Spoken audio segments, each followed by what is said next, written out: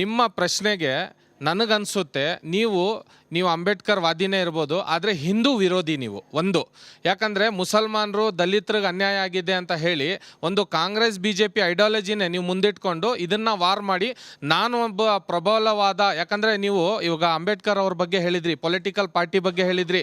Public act 1951 section 25A ಪ್ರಕಾರ ನಾವೆಲ್ಲ political ಪಾರ್ಟಿಗಳಿಗೆ ಅಧಿಕಾರ ಇದೆ, ನಾವು ಎಲೆಕ್ಷನ್ನ ಕಂಟೆಸ್ಟ್ ಮಾಡ್ತೀವಿ. ಆದರೆ ನೀವು ಅದೇ ಅಂಬೇಡ್ಕರ್ ಅವರ ಬರೆದಿದಂತಹ ಇದನ್ನು ಇಟ್ಕೊಂಡು ಒಂದು ಧರ್ಮಕ್ಕೆ ಅಟ್ಯಾಕ್ ಮಾಡುವಂಥ ಕೆಲಸವನ್ನು ನೀವು ಮಾಡ್ತಾ ಇದ್ದೀರಾ. ನಿಮ್ಮ ಟ್ವೀಟಿಂದ ಅಥವಾ ನೀವು ಹೇಳುವಂಥ ಹೇಳಿಕೆಯಿಂದ ಯಾವ ಊರು ಉದ್ಧಾರ ಆಗುವಂಥ ಲಕ್ಷಣಗಳು ಇಲ್ಲ.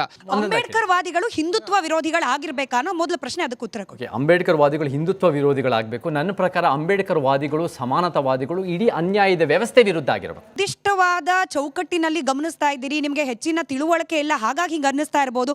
When supreme court it self says that it is not a religion, it's a way of life ಅಂದಾಗ ನೀವು ಇನ್ನೂ ಕೂಡ ಜಾತಿ ವ್ಯವಸ್ಥೆಯ ಚೌಕಟ್ಟಿನಲ್ಲೇ ಹಿಂದುತ್ವ ಇದೆಲ್ಲವನ್ನ ಗಮನಿಸ್ತಾ ಇದ್ದೀರಿ ಅಂತ ಹೇಳಿ ಯಾಕೆ ವ್ಯಾಖ್ಯಾನ ಮಾಡಬಾರ್ದು? ಅವರೇ, ನೀವೇ ಇವಾಗ ದಿನ ನಾನು ಹಿಂದುತ್ವ ಅಂತ ಸಾವರ್ಕರ್ ಇಟ್ಟಿರೋ ಪದಗಳನ್ನ ಒಂದು ಸೋಸಿಯೋ ಕಲ್ಚರ್ ಪೊಲಿಟಿಕಲ್ ಮೂವ್ಮೆಂಟ್ ಡಿವೈಡ್ ಮಾಡೋದೇ ತಪ್ಪು ಅಂತಾರೆ.